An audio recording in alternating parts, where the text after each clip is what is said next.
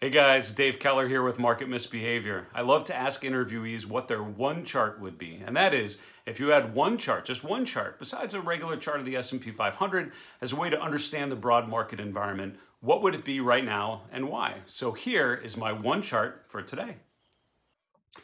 Okay, so today's one chart is the financial sector, ticker XLF.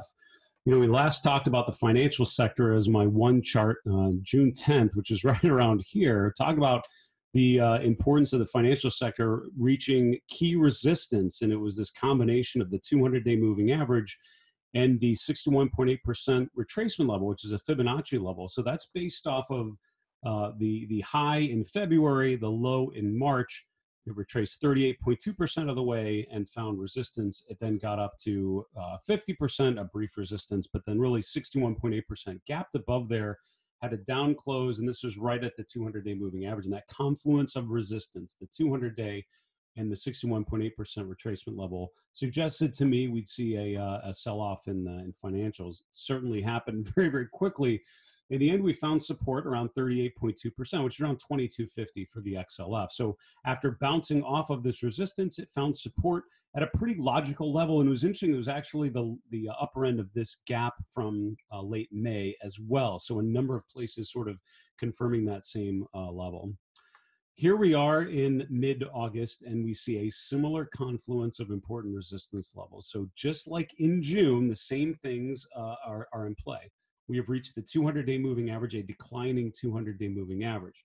We have reached the 61.8% retracement level, same as before. So both of those are almost identical to what we saw back there.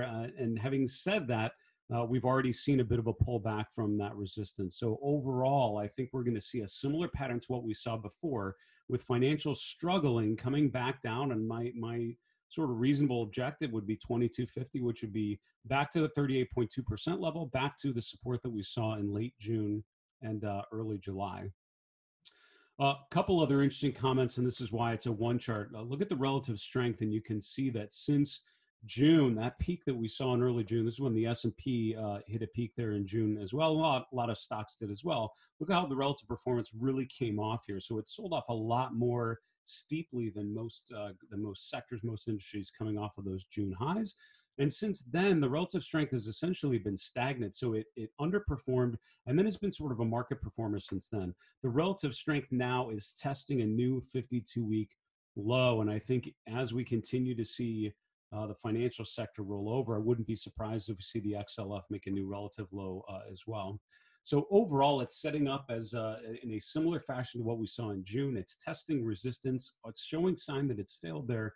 What would I be looking for here that would suggest that that base case, that general thesis is incorrect?